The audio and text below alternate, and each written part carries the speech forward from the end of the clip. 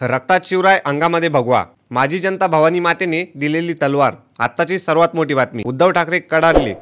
आमच्या रक्तात छत्रपती शिवाजी महाराज आहेत, अंगामध्ये भगवा आहेत. तुमच्या दिखाव्याला आम्ही भुलणारे नाहीत. महाराजांकडून तेजाचा शौर्याचा एक कण जरी आपण घेतला तरी आपण हुकुमशाहीला गाडून टाकू शकतो, असं शिवसेना ठाकरे गटाचे पक्षप्रमुख उद्धव ठाकरे म्हणाले. माझी जनता ही माझ्यासाठी भवानी मातेने दिलेली तलवार आहे.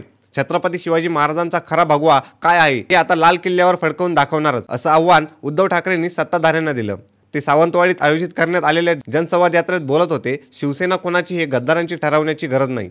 जनतेला हे माहीत आहे, जनता हेच माझे सर्वस्व आहे. नसानसात गद्दारी भरलेल्या जनतांना धडा शिकवेल, असा शब्दात उद्धव ठाकरे यांनी निशाणा साधला. मिंदे जर शेपूट हलवत दिल्लीची चाकरी करत असतील तर यांना राजकारणात गाडावंच लागेल. ही गाडण्याची ताकद महाराष्ट्रात आहे. गुंडांच्या लाचारांच्या देशा ही आमची ओळख नाही.